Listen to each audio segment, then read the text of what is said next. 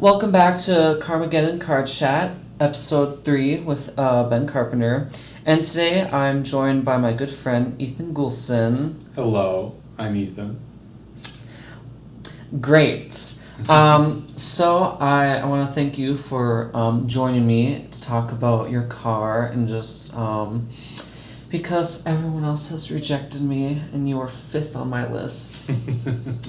But yeah, so today we're going to be talking about your car, and I know what your car is, but you tell me what your car is. I have a 2005 Chrysler Sebring Touring. It's a sub-brand model. It's silver, sedan. Silver's debatable. I mean, it's technically silver. That's what they sell it as.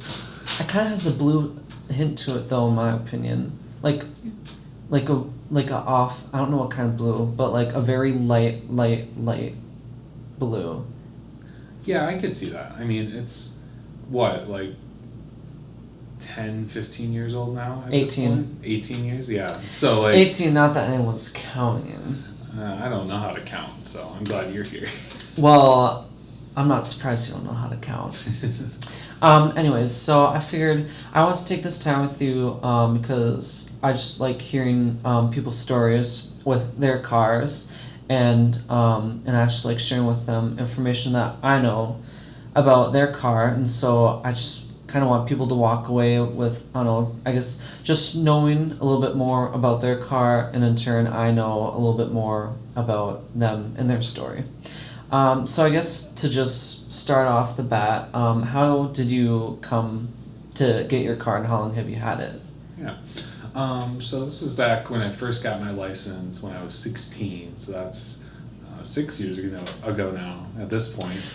Oh gosh. Yeah. I forget how old you are. I know, I'm a geezer. I know. But yeah, I had just gotten my license. I borrowed my brother's car, which was a 2004 Jeep Liberty. Ooh. Yeah. So nice. I took the driver's test with that, but I didn't have a car. And when we were looking around, my great aunt Kathy, my grandma's sister, then offered up her car because she was planning to get a new one. Yeah. And that was the Chrysler. Nice. And so, yeah, she gave us a good deal on it, and that's how I got it. And it was a good steal for me because at the time when I got it, it was, I don't remember what years this was, but it was 6 years ago. Well, so like 2000, like 17? Yeah, somewhere around there, 16, 17. Yeah. At that point it would have been like 12 years old, and it had 29,000 miles on it. Wait, only 29,000? Yep. Only 29? Yes. Was she the original owner? Yes. So did she just like not drive it that much? Yep. Wow, 29. Yep. She's from Watertown, South Dakota. Okay. Or she lived out there when she got the car. Yeah. And the only thing she did was drive to work, drive home, drive to Hy-Vee, and drive home. Wow. That's what she did for 12 years with that car. So how many miles are you putting it now over the course of like 6 years? We're at around 76,000. So still under 100. Yep. For a car that's almost 20 years old. Yes. That's like unheard of in my opinion. Yeah. Wow, okay, well, I guess your car is more valuable than I thought it was. Well, I wouldn't say that. Well, mileage-wise. Yeah, mileage-wise, if you were to only look at that, you would say, wow. But perfect. Yeah, it's a perfect car. Yeah. So obviously, like, it wasn't your choice to get that car. No. It just fell into your lap. And so, what's been your experience like with it? Like, has your like opinion or thoughts changed in it, or like, just what's your experience been like with it? Well, high school me was going, I have to drive a grandma car. But as I drove it, I've come to really appreciate it. I really like it. Yeah.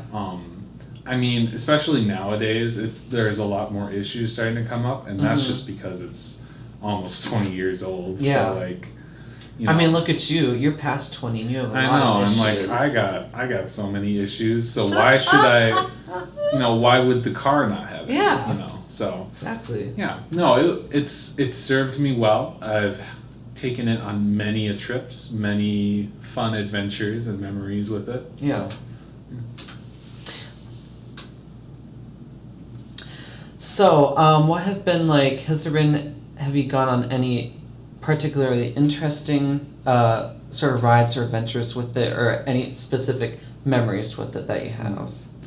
Well, the most recent memory I have, at least right now, is that for my first two COVID shots back when those were first coming out, I had to get an appointment out in Grand Rapids, and Wait, so Grand Rapids, my hometown? yes, Oh my goodness! yeah, at Thrifty White. I think it was on whatever the main street is. Pokegama.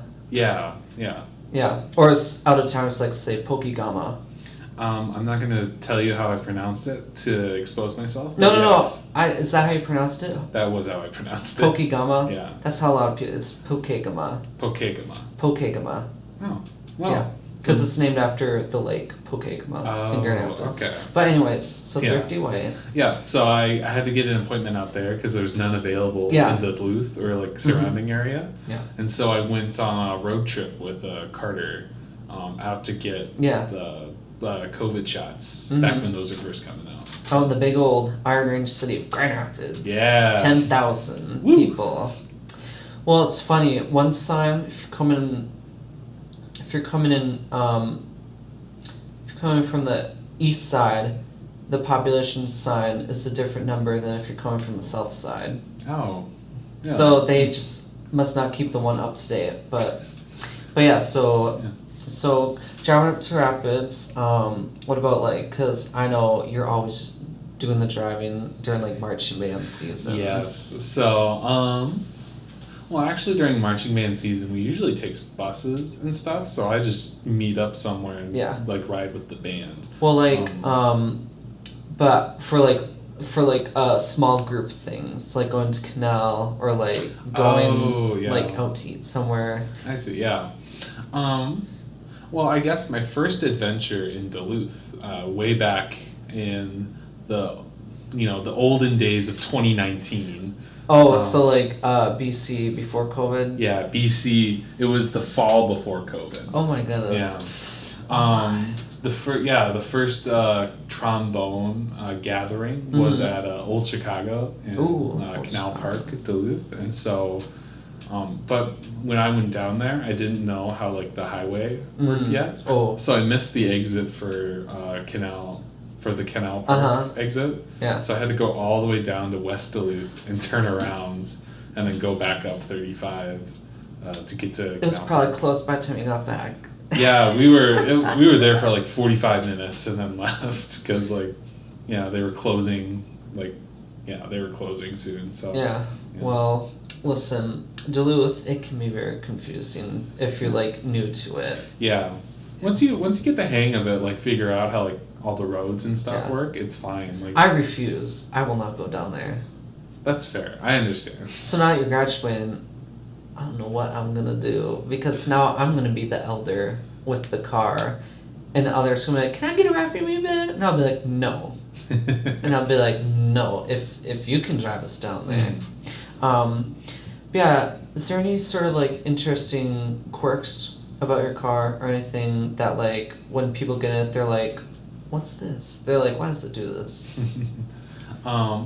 Well, for the longest time, they fixed it recently, but if there was a short somewhere in my engine that would turn on the warning light for the handbrake. Oh, yeah. Yeah, so if I was like going down the hill, just all of a sudden my car would go bing, and the parking light or the parking brake light would turn on.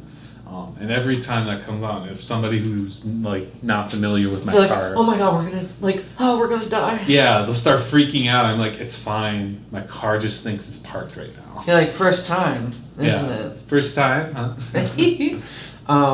So, well, I've been in your car, but I don't think I've ever been in the front because I haven't had that privilege. Oh, yeah. But do you have like, so it's a touring, so I'm assuming you have a CD player in it. Yep.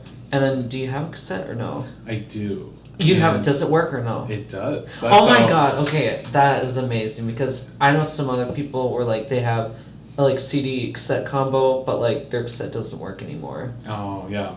In my car, that's actually how I play all of my stuff off my phone. I have a cassette aux No, you converter. just put your phone in the cassette. Yeah, right? I put my phone in the cassette, and then the phone connects automatically to the. You can't see it right now. Yeah. I am like using my hands Yeah. to like help Ben visualize Yeah. what Well, I'm happens. visualizing it. Yeah. But you actually, boy, do you actually have like aux converter thing? Yep. in I got there? a cassette to aux, which you just put it in. I didn't know they made It's that. yeah. You can buy it on Amazon. Yeah, it's like in the shape of a cassette, and Yeah. it has a wire coming out. So when you put it in, the wire like comes out. That is amazing. I didn't know that. That's amazing. I don't know how they do it, but like it's really. Cause I know, wow, I didn't know that because obviously cars didn't. Well, maybe some like really like obviously luxurious cars at the time perhaps came with aux, but obviously like a Chrysler Sebring Yeah. wouldn't come with an No, aux. But that's no. really interesting. I don't know. Yeah. Have you ever used the cassette as a cassette player? I don't have any cassettes to play on it, unfortunately. That's unfortunate. If I wish I had a car that had a cassette player Yeah. because my mom has old cassettes that like I don't even really know the bands, but I just put it in there and be like, I got a cassette player, you guys. I have used the CD player a couple times. Well, so- I'd hope so because CDs aren't too long ago. No, like I mean nowadays not really anymore, but like back when I first got it, I had Well, some cars like my mom has a brand new 2022 Honda CR-V, doesn't come with CD player. oh, Like a lot of cars nowadays don't come with CD players. I mean I get it, but also like how are you supposed to play your CDs? How's my mom supposed to listen to her audiobooks? Yeah. She loves audiobooks. How's she supposed to like listen to like somebody's like sob story about growing up with like, you know, no dad or something? Yeah. It's a shame. Everyone assumes you just have a smartphone now. Yeah, God. Especially Hondas, old people drive them. No offense, Mom. Yeah, so I guess like I've been your Chrysler and that early 2000s cloth interior. Oh, I just love it so much. One of the seat, like the front two driver's Mhm. seat and passenger seat, they kind of like hug you when Yeah. you're sitting in there. It's Yeah. very nice. So, because you have the touring trim, do you have a power seat or is it manual? So just the driver's seat is power. Okay. Everything else is manual. Okay, alright. So I'm trying to think with Sebring, because like, because obviously like cars have different trim levels that offer different like, like things such as like power windows, power adjustments and stuff like that, and leather.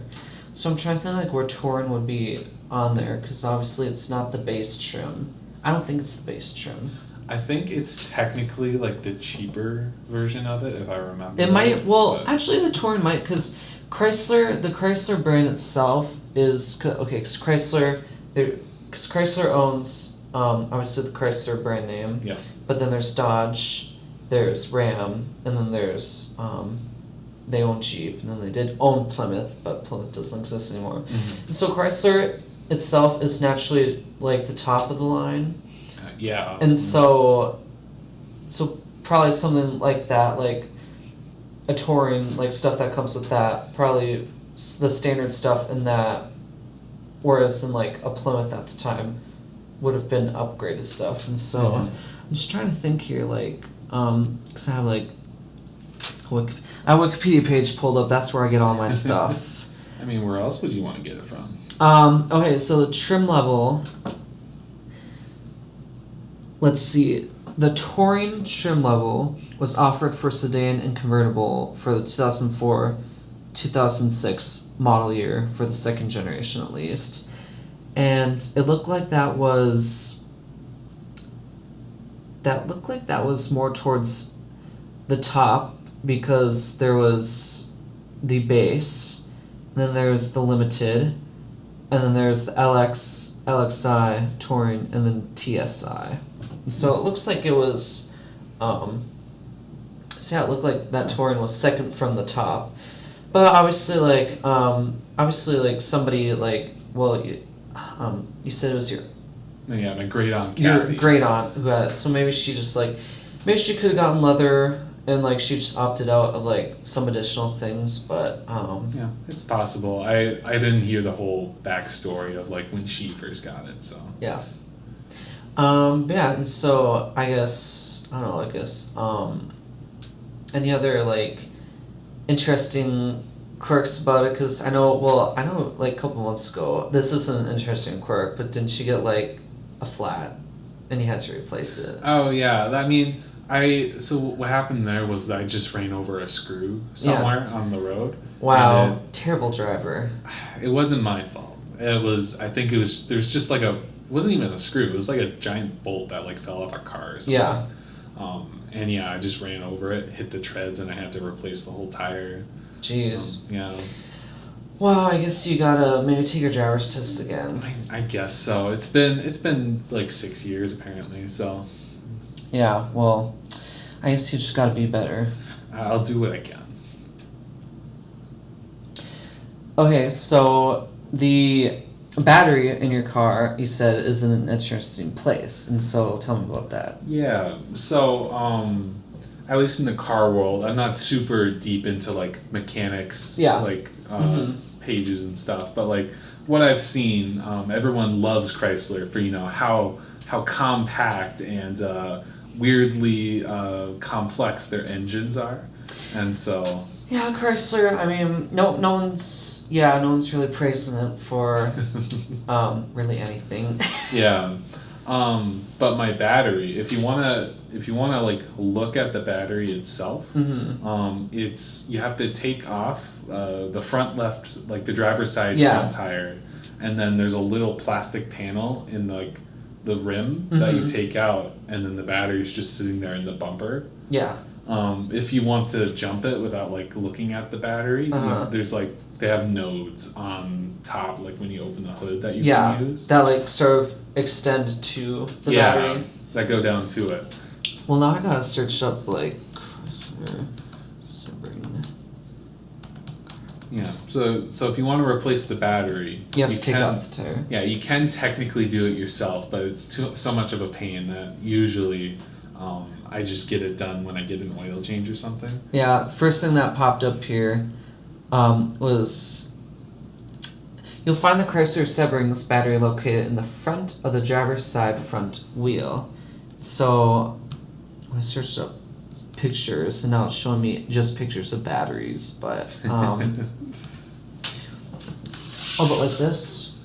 Yep, that's it. So that's the battery, and then you can see the wheel. Yeah. Right there. Obviously, you guys can't see it, but just go. If you're curious, just go search up 2005 Chrysler Sebring battery, and it's.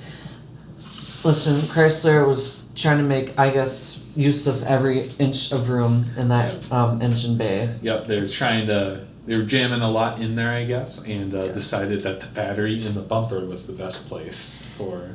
Yeah, well, because Chrysler Sebrings, they're mid-sized cars, and so I don't know why they have to like try to compact things. You would think they wouldn't have to, but yeah. But yeah, I guess turning more towards like the informational side, which like sorry you have to sit through this. Oh, I know. Oh, I'd love to learn more about it. No, but yeah. So the Chrysler Sebring was introduced in 2000. It was introduced in the 1995 model year, and it ran for 3 generations from 1995 until 2010. And so the Chrysler Sebring, when it was introduced alongside the Dodge Adventure. And so its first generation, which ran from 95 to 2000, it was only offered either as a 2-door coupe or as a convertible, and so there's no 4-door sedan option. And essentially what the Sebring was kind of like, because in the 90s Chrysler had what they called their cloud cars, which was the Chrysler Cirrus, the Dodge Stratus, and the Plymouth Breeze. Oh yeah. And so I guess what Chrysler wants to do is they want to make sort of more, like, I guess kind of sportier versions of those cars. And so they came up with the Sebring and the Avenger, which, like, they weren't really, like, that much sporty. but they did offer like better like suspension and like I think like better some better options that make it more like I guess more comfortable and better use for like more like daring sort of driving. Well, I can say the suspension on my car does hold up to Duluth potholes. So well, listen, those potholes goes about as deep to Iowa. So there's like lakes in the road sometimes. Like if it was in Wisconsin would call it a lake because them and their lakes. They're crazy. We got a bunch of ponds in our roads. We have a bunch of ponds. Yeah. And so the Sebring first generation ran from 95 to 2000 and was only offered as a coupe or convertible. And so for the 2001 model year, was the start of the second generation, which ran from 2001 to 2006. And so your Sebring is part of that second generation. Yeah. And that's when they finally offered a four-door sedan. Oh, okay. Because obviously to make it more of a like family-oriented car, because I mean it's kind of like an inconvenience to like only have two doors, and then you have to like like push the seats forward and like cram back there. Mm-hmm. And so adding those two extra doors just opened more possibilities for obviously more of like I guess enticing for families. Yes, the four doors they're very nice. Yeah. But I mean, I kind of like the 90s. For me, in the 90s, cars are kind of going back to sort of styling cues from the 60s and 70s. Oh, yeah. Where, like, coupes and, like, sport coupes are starting to become popular again. Mm-hmm. But obviously, as the 2000s roll around, people are like, it's the 2000s. We gotta switch it up a bit here. Yeah, so the Sebring ended up like totally, I guess, like being the successor to the Chrysler Cirrus. Trying to remember what year. I think it became the successor to the Cirrus. Let's see here. I think in like 2000. I think like 2001, the Chrysler Cirrus stopped production, and so the Sebring sedan took over. So like around second generation. Yeah, so the second generation was like the replacement for the Cirrus, because Chrysler and Plymouth stopped the Cirrus and Breeze around like Plymouth stopped altogether after 2001. Yeah. And the Dodge Stratus was actually the one of the three original cloud cars that was produced the longest. Yeah, so anyway, second generation Sebring went through the 2006 model year, and actually the coupe, they still offered a coupe. That only went through the 2005 model year. Mm-hmm. So there's one model year where people didn't have that coupe option, so poor them. Such a shame. Yeah. But then for 2007, Chrysler redesigned the Sebring, because to me in the 90s, Chrysler, and well, a lot of cars in the 90s, their main focus like, okay, we gotta make cars more like aerodynamic, mm-hmm. because 80s cars were very boxy. Mm-hmm. And Chrysler in the 80s actually almost went bankrupt. Oh, I didn't know that. And the government actually had to like give them money to keep them afloat, because Chrysler is one of the big three in America, yeah. Chrysler, Ford, and Chevy. Mm-hmm. And Lila Coca, who actually was the CEO, I believe, of Ford, and actually came up with the design for the Mustang. Oh, he took over Chrysler in the 80s and essentially helped them to like not go under. And so in the 90s, Chrysler was really like, okay, we really gotta turn it out and like do something different. And they're like, aerodynamics, that's really important. We gotta make cars more round. I feel like they really went almost too far with it, because they came out with a couple new what are called like platforms that they use to design like multiple different car models. Mm-hmm. And those 90s Chryslers, because they just look like long, like short in height, long ovals to me, and it's just And like I can Well, still what kind of is- see that with your Sebring too. Yeah, I mean, well, what was the PT Cruiser like The PT Cruiser, the Chrysler PT Cruiser, that the PT Cruiser sort of going off in the early 2000s, car makers were like, what if we took styling cues from like cars from decades ago, and so the PT Cruiser is supposed to kind of resemble like a 1930s coupe. Oh, okay, yeah. And then of course one car company does it, other car company has to do it. Yeah. So Chevy came out with the HHR, which is supposed to resemble a 1950s Chevy Suburban, and then Ford, after I think a 4-year hiatus of the T-Bird, came out with the T-Bird again in 2002, and it was supposed to sort of resemble back to the early 50s T-Bird when it first came out, and Yeah. they at the time those sort of retro designs did not work out so well, but I feel like nowadays they're very well known and liked for just how bad they were. Yeah, well, I think that's also you could argue that was kind of just the style of the 2000s almost, this weird retro period, Yeah. but in the modern time. Yeah. Yeah, 2000s, people are we gotta do something different. We gotta try and find a new identity. Yeah. A new identity for a new century. Yeah. And so, but with the third gen Chrysler Sebring, it was, I feel a much dramatic styling change between the second and third than between the first and second. I have it pulled up here. This is third generation Sebring, and then this is your generation, and then the generation before.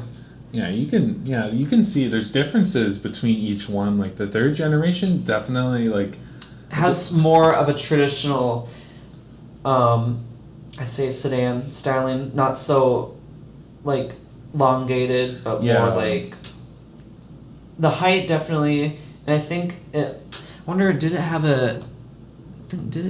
decrease? Okay, length 190 inches, and then this no, so it still kept the same length, but just looks shorter because of the restyling. Yeah.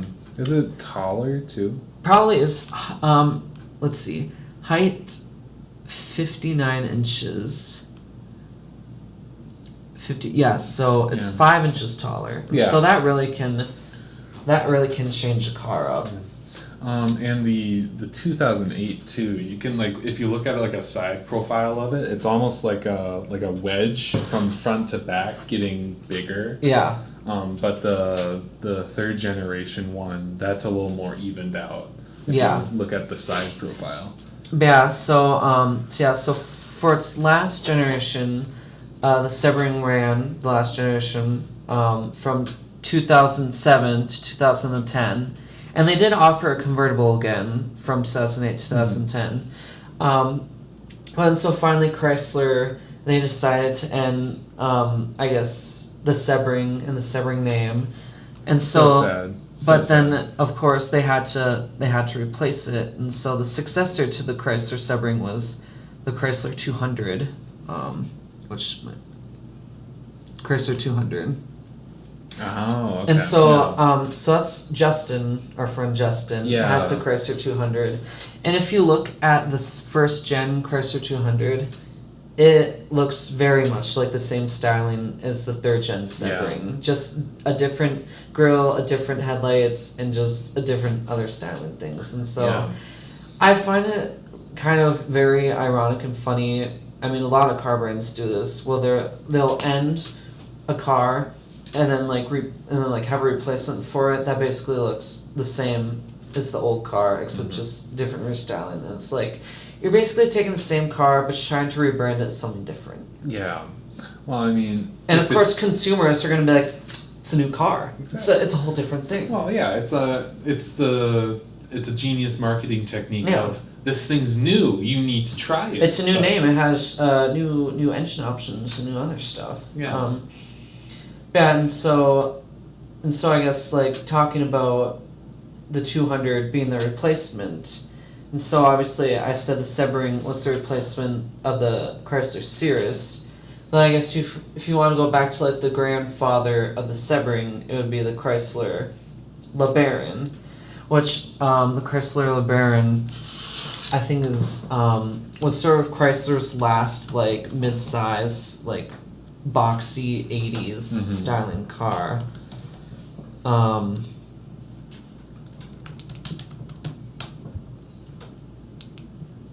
Yeah, and so like the Chrysler, the LeBaron had been around for a very long time, actually since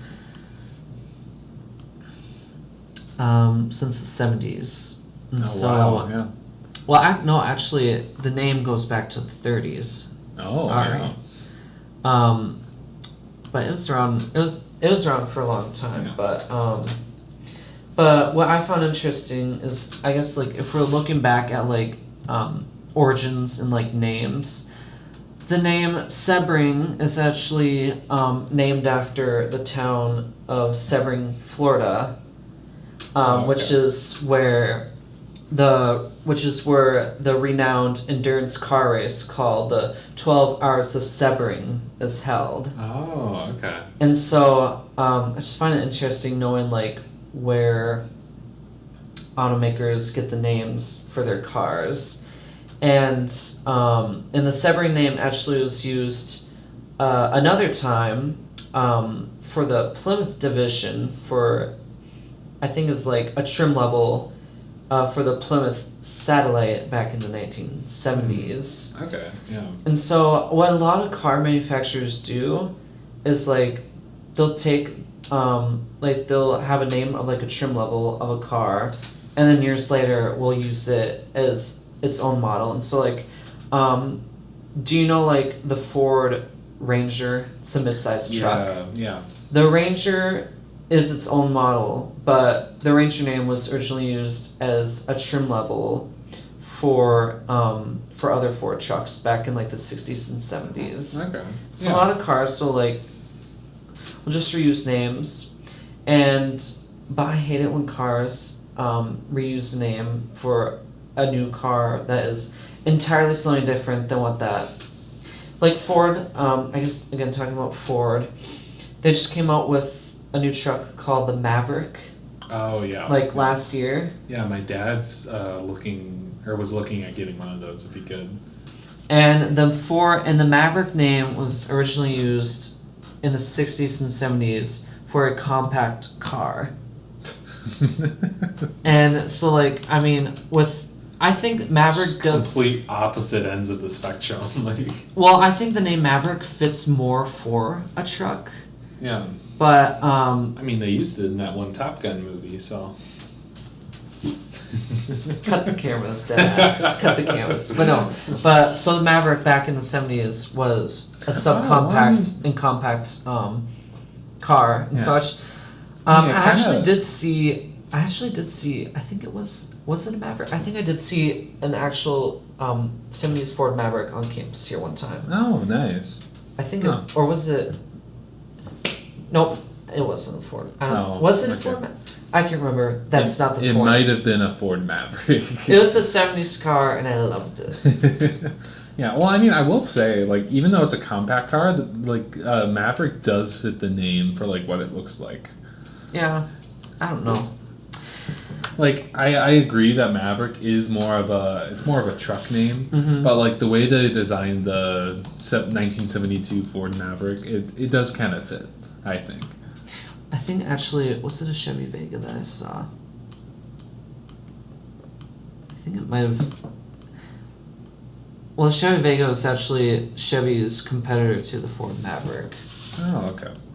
Because cars compete, obviously, against each other. See, the Vega doesn't really fit its car's name, I think. That one's a little... I don't know. Oh, yeah. I don't know. It was a flop, though, because... As it should be. Yeah. But yeah, no, I guess, like, trying to think of other things about the Chrysler Sebring. So Chrysler at the time also had like part ownership in Mitsubishi. Oh, okay, yeah. Which funny enough, I think it's funny Mitsubishi because they also make like appliances too, right? Yeah. And so the Chrysler, so the Mitsubishi Eclipse was also related to the Sebring, I believe. What's funny about, because the Sebring, like I said, it was kind of supposed to be like a more sporty version of the Cloud cars, and so it took styling cues from the like Cirrus, but it actually had more of a mechanical and actual like operation relation to the Mitsubishi Eclipse. Okay. Yeah.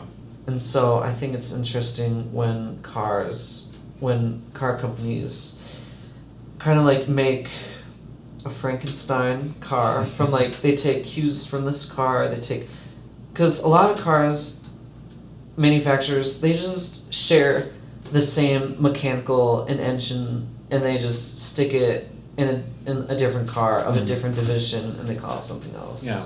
Well, I mean, there's like a, I think Dodge made a, like, it was the Sebring, but it was Dodge like, Stratus. Yeah, the Dodge. Yeah. Which is so bad.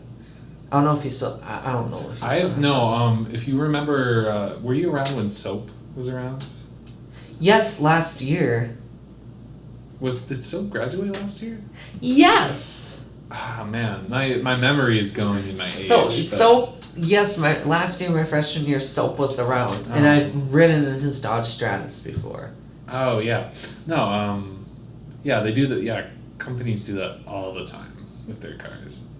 Yeah, well, Dodge is positioned below Chrysler. Yeah. And so, I guess you could say a car's nicer than his. Yeah. Just naturally. Chrysler, I think Chrysler, because I think Chrysler itself, I just feel like doesn't get enough recognition, like the actual name brand itself. Because I feel like Chrysler's most successful division in the past 20 years, 10 years, 20 years, has been the Jeep division. And of course you have Ram, which, not to get too much into that, but Ram was originally the name of Dodge trucks. But then for whatever reason, in 2010, Chrysler decided to make Ram its own division, and it's just trucks. and then of course you have Dodge, which actually I really don't know, like, how many models does Dodge have this year? I don't know how many they have. Well, okay, so they have the Dodge Charger, they have the Dodge Challenger, there's the Dodge Durango, and I think that might be it. But Chrysler, I think Chrysler since the 2017 model year has only had, there's only been 3 models that have borne the Chrysler name. The Chrysler 300, which is their top-of-the-line luxury car that competes against like Cadillac Lincoln. And then you have the Chrysler Pacifica, which is their minivan, which is actually the only American-made minivan. Oh. Okay. Because Ford and Chevy have made minivans in probably 10 years. Oh, I suppose, yeah. And your only other options, at least in America, is like Toyota or Honda. And yeah, I think so. Nissan, I don't think they haven't made a minivan in a while. Yeah, and then so the Chrysler Pacifica, and then the Chrysler Pacifica Hybrid. Yeah. So it's a different model. It's the hybrid. It's completely different. It's completely different. Yeah. No, I was gonna say, like, Chrysler, they've been putting, like, all of their new models and stuff have been coming out of, like, the divisions. I couldn't have thought of, like, besides maybe the Pacifica, like, I couldn't have named any other car that they have come out with in the last however many years. Although I'm pretty sure Chrysler for within the next 2 years, is coming out with a new EV, electric vehicle. Also, if you look at the Chrysler Town and Country, that was a minivan during 2010s. Yes. Oh, I'm so sad. RIP. Yeah. No, if you look at it, like, side by side, it's the same, like, front end, basically, as the Sebring. It's, like, got the same grille, and it's, like, really similar. Well, I mean, yeah. because, well, I mean, looking at newer, well, like the last generation of Chrysler Town Countries and Chrysler 200s, they have almost the exact same end. And, well, Chrysler actually was the first automobile company. They came out with the minivan. They invented the minivan. Oh, really? In 1984, Chrysler came out with the Dodge Caravan and the Plymouth Voyager. Oh, And then they okay, came out with the Chrysler Town and Country in 1990, Okay, yeah.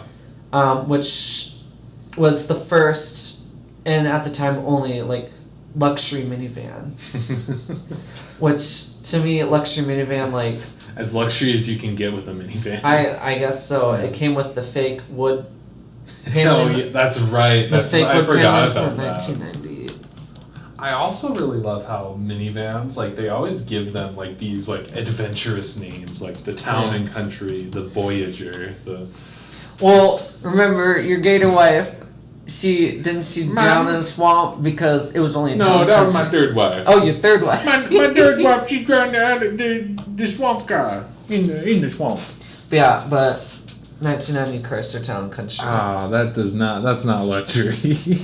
That it was the 90s. Come on, Yeah. baby, wood paneling. That I mean, I will epitome. say it's iconic. Yeah. You cannot deny that. Well, the Town and Country name was actually before it was a minivan, it was used as a station wagon. Oh, okay. And so I think because the Town and Country name had been started being used. Oh God, I'm sorry if I'm like going off track from your car, but Oh, we no, just it's go down fine. these wormholes. Chris, not the minivan. They have their own Wikipedia pages. 1941. So the Chrysler Town and Country name Yeah. was used from 41 to 88, and then was used again from 1990 until 2016, which then the Chrysler Pacifica replaced the Chrysler Town and Country. It's a shame. They should bring it back. I mean, for this, 'cause minivans, I think are like, they're my favorite kind of cars. For the sake of, because I love minivans, I wish they would bring it back, but at the same time, minivans, people want SUVs. SUVs, like Ford, if you look at their lineup of cars, the only non-SUV that they offer is either their truck or the Mustang. Otherwise, everything is a crossover SUV. Yeah. I mean, yeah, that's become like the big fad for the last like 10 years. It's Yeah. like SUVs. So Yeah, 'cause I feel like the 70s through, I feel like the 60s and 70s was station wagons for a family car.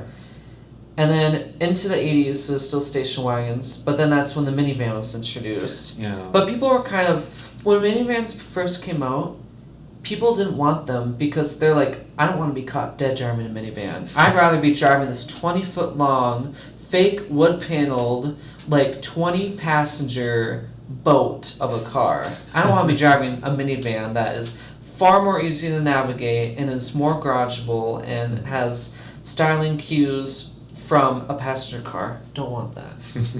I will say there's also like there's a lot more space inside a minivan than you think there is. Like Yeah. more than an SUV. Like a minivan has more room than like a compact SUV. Yeah, it's like Or even about the same size as a mid-size SUV. yeah, no, like I was in my friend's Town and Country like last year or something like that. It was like a 2009 Town and Country, something like that. Yeah. And he was able to like he could take the seats out. Yeah. And like fold down like the weight like the third row Yeah. seats and like there's so much room in Yeah, it, way there's more so than much you room. think. But yeah, and so, but then I think minivans started becoming popular into the 90s because then every other automaker was like, we gotta start putting out minivans because look at Chrysler, they did it. Yeah. But then in the 90s, that's when SUVs started becoming popular.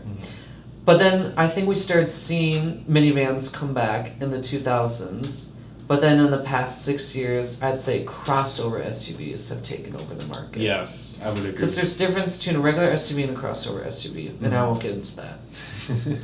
Because we've already gone far enough into a wormhole. Fair enough. Save it for another episode. Save it for another episode.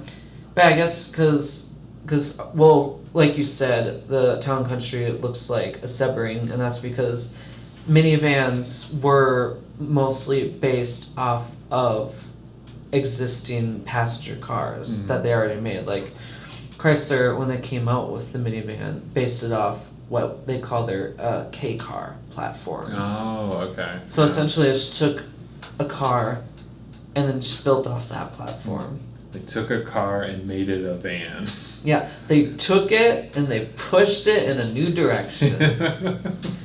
But yeah, I guess, I don't know, I was trying to look, because sometimes I'm like, well, with new generations or year of cars, they come out with maybe new things, and I was trying to look at the Chrysler Sebring for the second generation, and there wasn't really anything that stood out too much to me about anything too interesting about the second generation. Yeah. It is, well, first generation invented it, and the third generation ended it. So it's just transitional. That's all it is. Yeah. No, usually my favorite generation of any car is the first generation, because it's always the weirdest, and it always is like working out the problems. Yeah. It's the new idea that still has all the kinks in it. Yeah, working out the kinks. Yeah. Yeah, but I don't know, I just really think, I'm in 2005, that was almost 20 years ago, so it's just weird to think, and like Chrysler, since in almost 20 years, has changed a lot, I feel like. I mean, Chrysler really is just kind of dying out, honestly. I hate to say it, but yeah. The Chrysler name itself, at least. Yeah, the company, I'm pretty sure, is still going strong. But Well, actually, because Chrysler is actually Ford owns Ford, GM is GM that owns all GM products, but Chrysler is actually, I think at one time it was owned by Fiat, corporation. Yeah. Who does Chrysler own? Who owns Chrysler? Because who owns Chrysler? Stellantis owns Chrysler. Well, I don't know if own is the right word, but it's one of those things where they sort of encompass this brand and this brand. And they're the parent company of all these other. Yeah, they're like the parent company. Yeah. I guess because Chrysler, because they have Jeep. Jeep was originally AMC. Yeah. And then AMC went under in '87, and then Chrysler was like, "Oh, we'll take Jeep." Now it's funny there's a thing called the Jeep curse, because I think Chrysler's the third car brand to have owned the Jeep name, and each brand that has owned the Jeep name eventually went under. Well, I mean, Chrysler, they're still going, well, I guess they're Jeep is really thriving, but the way I see it is Jeep has become so powerful that the Chrysler name itself is being overshadowed. Yeah, that makes sense, yeah. So maybe the brand itself isn't dead, but the name sure definitely is The company controlling it is still fine, but nobody knows about Chrysler anymore. Yeah, Chrysler, it's definitely not making its most revenue off of its name itself. Yes. It's making its name off Jeep and Ram or Dodge. Yeah, exactly. So. Yeah. I don't know. But yeah, I guess I think this is gonna be a longer episode. I don't know how long it is, but I guess it's gonna be 2 hours. Yeah. I hope been recording for an hour, and we're somehow going to extend it to 2.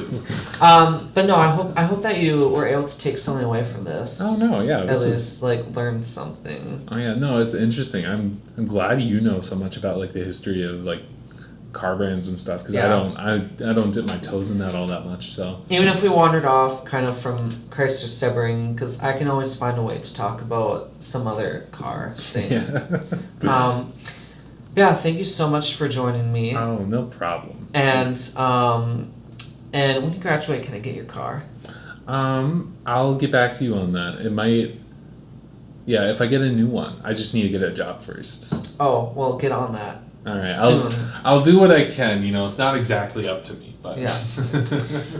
All right.